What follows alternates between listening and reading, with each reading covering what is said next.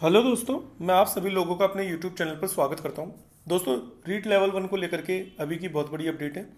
अब से करीबन 25 से 30 मिनट पहले गोविंद हुड्डा जी का एक ट्वीट आया है, जिन्होंने केस फाइल किया है लेवल 1 को रद्द और सीबीआई जांच को लेकर के। तो मुझे नहीं पता ये इन्होंने सही किया है गलत किया है, ये फैसला मैं नहीं कर सकता।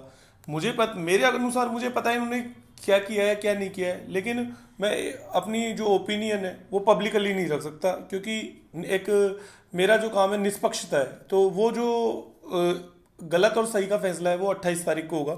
लेकिन इन्होंने जो अभी बात कही है वो ये है कि रीट लेवल 1 में हुई धांधली को लेकर कल एसओजी ऑफिस जाकर एडीजी अशोक जी राठौड़ और हिमांशु जी से मिले और उनको सबूत दिए। एसओजी ने रीट लेवल 1 पर जांच शुरू कर दी है, जल्दी ही गिरफ्तारियां होंगी। तो ये चीज़ उन्होंने कही है, रीट लेवल 1 रद्द करो, रीट की सीबीआई जांच करो। ठीक है। अगली चीज़ देखिए कि 28 मार्च 2022 प्रदेश के इतिहास में सबसे बड़ा दिन होगा, क्योंकि इसी के दिन रीट लेवल 1 रद्द सीबीआई जांच का आदेश आने वाला है। जय मां सरस्वती।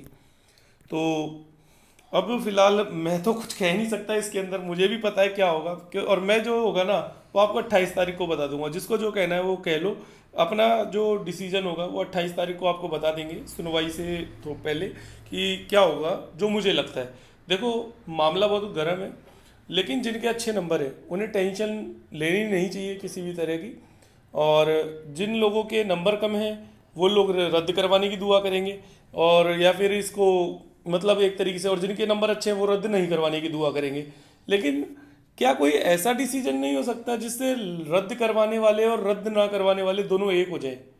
मैंने आपको पहले ही कहा था मेरे चैनल का काम जो है वो यूनिटी बना करके रखना है। आज रीट लेवल उनमें भी दो खेमे हो चुके हैं, एक रद्द करवाना चाहते हैं, एक रद्द नहीं करवाना चाहते हैं। मैं दोनों से एक ही बात जानना चाहता हूँ कि यदि कुछ ऐसा डिसीजन हो जाए ताकि दोनों की प्रॉब्लम सॉल्व हो जाए, एक तीर से दो, मतलब एक ऐसा हो जाए कि सांप भी मर जाए और लाठी भी ना टूटे, तो कुछ ऐसा काम हो नहीं सकता क्या?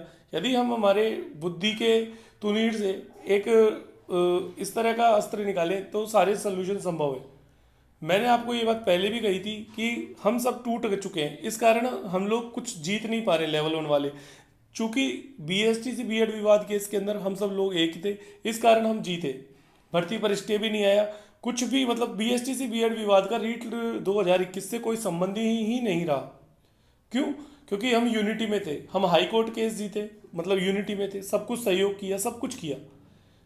तो ये सबसे बड़ी चीज होती है ताकत की, जब हम एक हो जाए तो हम कुछ भी कर सकते हैं। लेकिन फिलहाल ताकत बिखर चुकी है, अब उसको एक करने का काम मेरा है। तो अब मैं बता देता हूँ इसका। देखो, रद्द होना नहीं होना वो एक अलग चीज़ है, लेकिन जो इसका सोल्यूशन है जो मुझे लगता है, तो जिनके अच्छे नंबर है और जिनके नहीं है वो दोनों एक बात अच्छे से समझ लें कि फिलहाल 15,500 पद है। ठीक है, 15,500 पद है। कट ऑफ जनरल 130, आपको भी पता है। एक सेकंड रुकिए, स्लाइड चेंज कर लेते हैं। आपको पता है जनरल कट ऑफ 130, उसके अलावा आपका ओबीसी, एक सेकंड रुकिए, हाँ ओबीसी आपका 127, ईडब्ल्यूएस 124, एमबीसी आपका एक तरीके से 122, एससी आपका 119 और एसटी आपका 110। ये आपका कट ऑफ है। फाइनल कट ऑफ में आप मान करके चलिए कम से कम 3 से 4 नंबर की आपकी बढ़ोतरी होगी। जनरल और ओबीसी के अंदर तो कम से कम 3 से 4 नंबर की बढ़ोतरी होनी निश्चित है। ईडब्ल्यूएस के अंदर भी 3 से 4 नंबर, लेकिन जो आपका एमबीसी में भी 3 से 4, लेकिन एससी और एसटी के अंदर कम, मुझे लगता है एससी के अंदर भी 2 से 3, लेकिन एसटी के अंदर कम से कम ये कट ऑफ 117 से 118 तक पहुंच जाएगी। एसटी में और एससी में थोड़ा बढ़ेगा कट ऑफ यहाँ पे। ठीक है ना, इस बातों का आपको ध्यान रखना है। अब बात ये आती है कि इसका सोल्यूशन क्या है।